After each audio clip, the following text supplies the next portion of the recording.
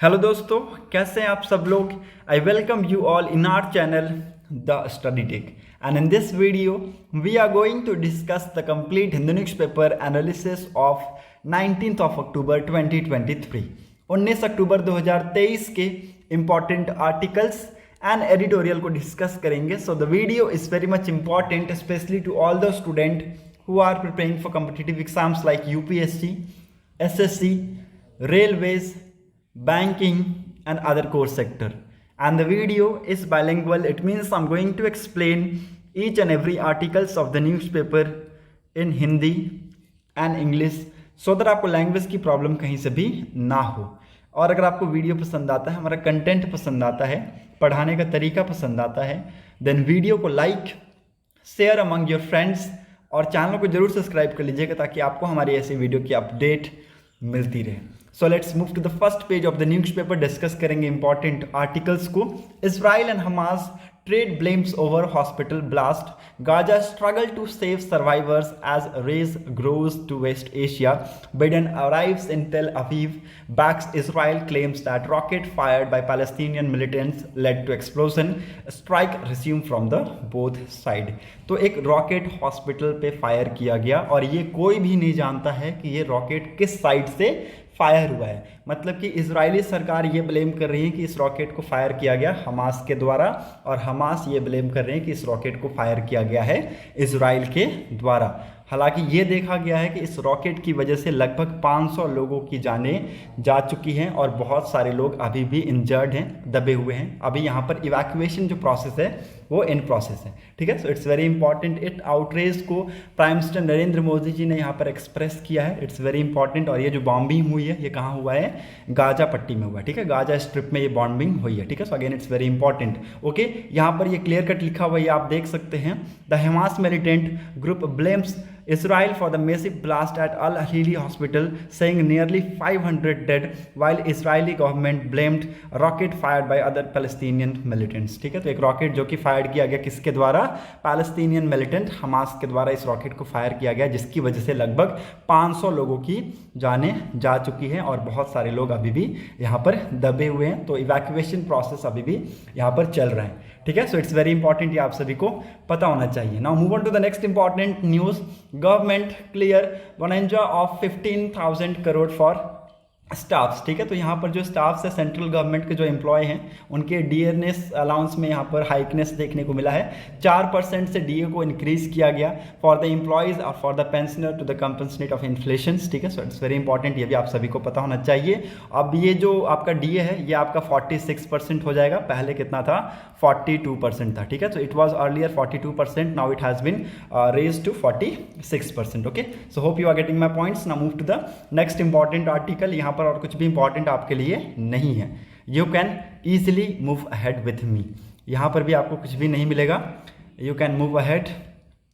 All set for launch rapid x offer high speed travel modern amenities at affordable price. ठीक है, तो यहाँ पर रैपिड एक्स को लॉन्च किया गया। It's a high speed travelling and with modern technologies with modern amenities at affordable price. यहाँ पर जो लोकल हैं वो इस चीज़ का बहुत अच्छे से यूज़ कर सकते हैं। ओके, रैपिड जो ट्रेन है उसको यहाँ पर दर्शाया गया है कि एक 17 किलोमीटर का ये स्ट्रेच है। ठीक है, दिल्ली मेरठ RRTS। ठीक है, RRTS क्या है? Rapid transit system. ठीक है, रीजनल रैपिड ट्रांजिट सिस्टम है ये। ओके, अगेन ये आपके लिए important. Okay, modern amenities and exclusive infrastructure await commuters all set to hop on the high speed train Rapid X, which will begin service on 17-kilometer stretch on Delhi Meerut regional rapid transit system after its inauguration by Prime Minister Narendra Modi on Friday। ठीक है, तो Friday को इसको inaugurate किया जाएगा।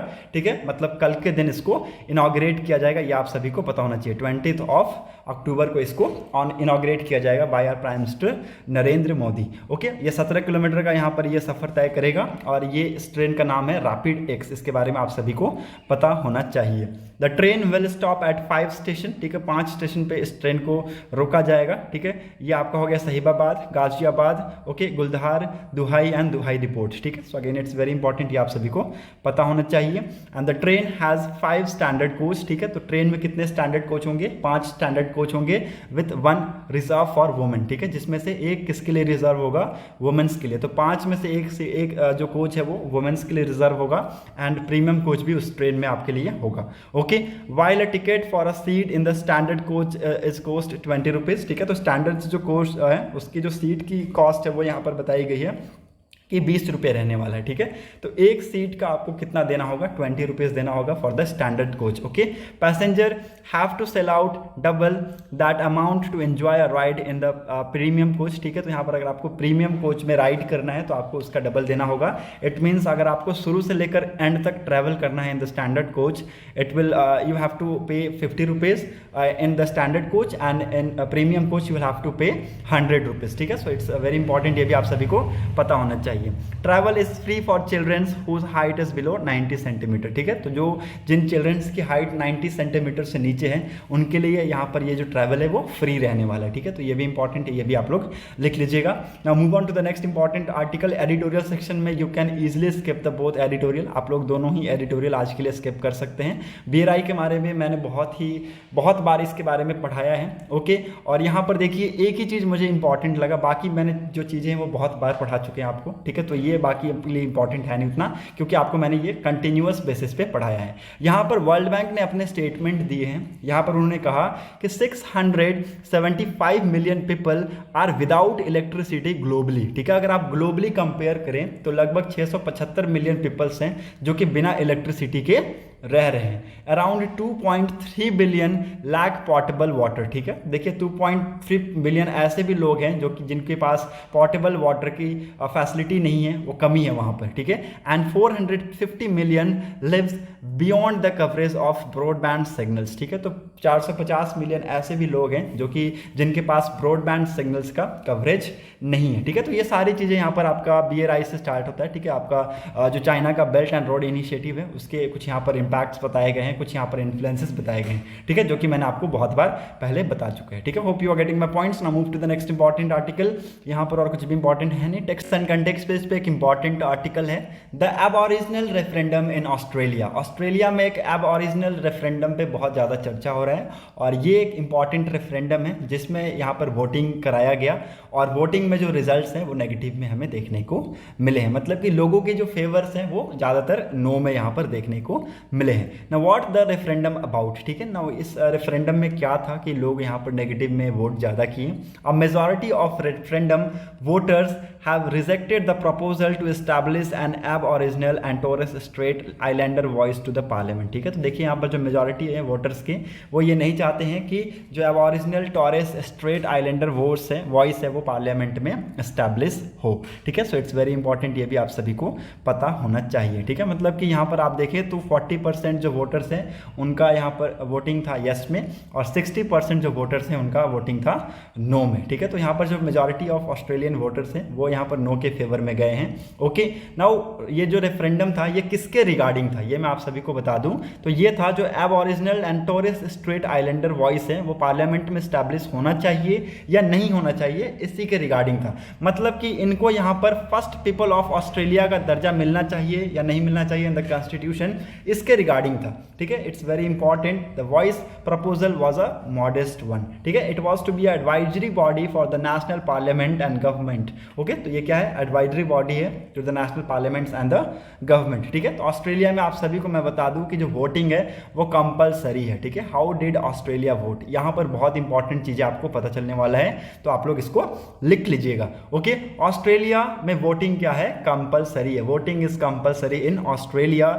Every eligible Australian citizen over 18 years of the age is obliged to vote in election and referendums, ठीक है। मतलब कि 18 साल से ऊपर अगर आप हैं तो आप कंपलसरी है कि आप वोटिंग करेंगे, ठीक है। मतलब कि आप इलेक्शंस में या फिर रेफरेंडम्स में आप वोट देंगे, ठीक है। Australia has one of the highest rate of voter turnout in the world. Over 90% of those eligible have voted in the every national election since compulsory voting was introduced in 1924. ठीक है, तो यहाँ पर एक important चीज आपको पता चला कि कंपलसरी जो वोटिंग है ये कब से इंट्रोड्यूस हुआ ऑस्ट्रेलिया में, मतलब कि ऑस्ट्रेलिया में ये कब से आया, तो ये आया आपका 1924 में। ठीक है, तो यहाँ पर मैं आपके लिए लिख देता हूँ, यहाँ लिखा हुआ है, क्लियर कट लिखा हुआ है ना, तो लिखने की जरूरत नहीं है। Compulsory voting was introduce in 1924 in Australia. उसके बाद से अगर आप देखें तो जो वोटर्स हैं उनकी तादाद बढ़ने लगी, मतलब कि 90% जो वोटर्स हैं वो निकल के बाहर आए, और चाहे वो कोई भी नेशनल इलेक्शंस हो उसमें वो पार्टिसिपेट करते ही करते हैं। ठीक है, तो यहाँ पर ये आप सभी को पता होना चाहिए। ठीक है, ऑस्ट्रेलिया के पास अपना खुद का लिखित संविधान है, इसका मतलब Australia has a written constitution and a successful referendum vote is required to change the constitution in any way. ठीक है, तो एक रेफरेंडम, अभी देखिए एक रेफरेंडम में वोट की महत्व बहुत ज़्यादा रहता है। ठीक है, मतलब कि मेजॉरिटी ऑफ द वोट है वो यहाँ पर फेवर में जाने चाहिए, तभी हो पाएंगे, अदरवाइज नहीं होंगे। ठीक है, to succeed a referendum proposition required a double majority. ठीक है, तो यहाँ पर डबल मेजॉरिटी की जरूरत पड़ती है, मतलब this means it must be agreed to by a majority of voters and a majority of states. ठीक है, तो वोटर्स की भी मेजॉरिटी चाहिए और यहाँ पर आपको स्टेट की भी मेजॉरिटी चाहिए, मतलब कि अगर यहाँ पर ऑस्ट्रेलिया में अगर आप देखें तो 6 स्टेट हैं। ठीक है, तो एटलीस्ट आपको 4 स्टेट की मेजॉरिटी तो चाहिए ही चाहिए in favour.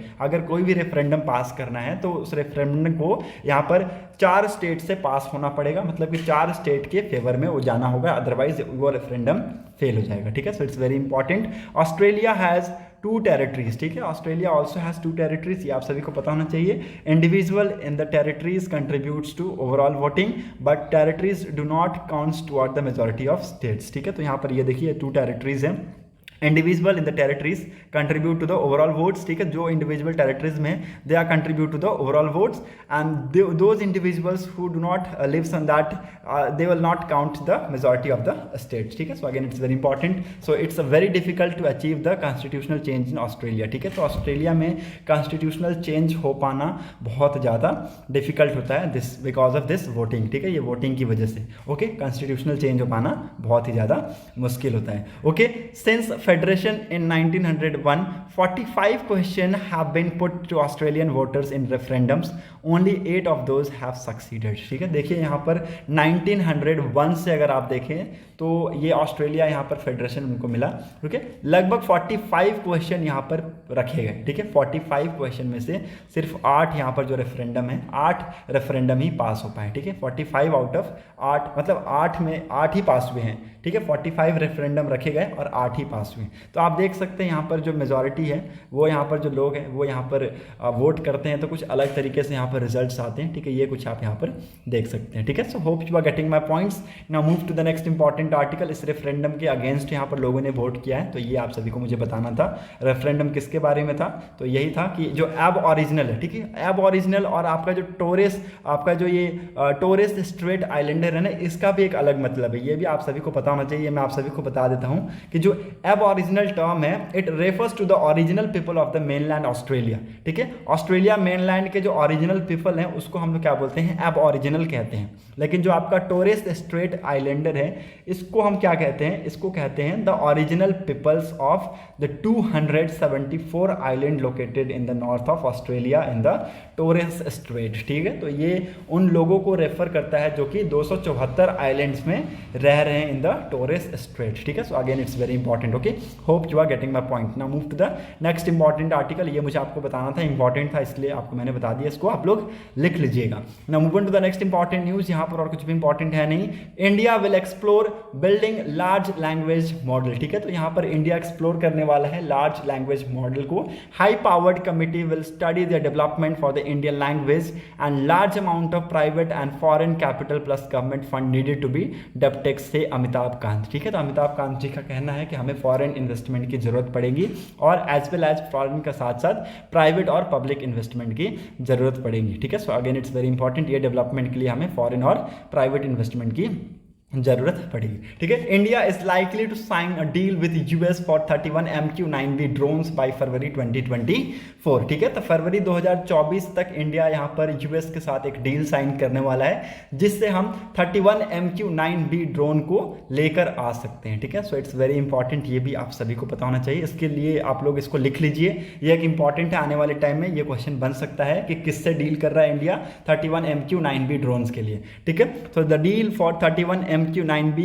unmanned aerial vehicles with the US is expected to concluded by February 2024 and deliveries will begins from February 2027, 3 year from the signing of the contract। ठीक है, तो कॉन्ट्रैक्ट के 3 साल के बाद आप देखेंगे कि डिलीवरी स्टार्ट हो जाएगा and deal is on the tracks and later of offers and acceptance is now awaited from the US। ठीक है, तो US यहाँ पर इस चीज़ को वेरीफाई करके नाउ यहाँ पर अभी जो डील है वो ट्रैक पे है। ठीक है, so again it's very important, ये आप सभी को पता होना चाहिए। हालांकि यहाँ पर बताया गया है कि जो फैकल्टी सेंटर है इंडिया में वो यहाँ पर डेवलप किया जाएगा। ये नहीं बताया गया कि लोकेशन कहाँ पर होगा, ये बताया गया है कि इट कुड बी लाइकली इन बेंगलुरु में हो सकता है कि इसका जो फैकल्टी सेंटर है वो डेवलप हो। ठीक है, 31 MQ-9B ड्रोन्स को डिवाइड किया गया है कि नेवी में कितना दिया जाएगा, आर्मी में कितना दिया जाएगा और एयरफोर्स में कितना दिया जाएगा। ठीक है, तो आपके जो 8 हैं वो आपके देखिए 8 आपके स्काई गार्जियंस है और आपके 8 आर्मी के लिए हैं। ठीक है, तो 8 आपके जो हैं वो आपको आर्मी में मिलेगा 8,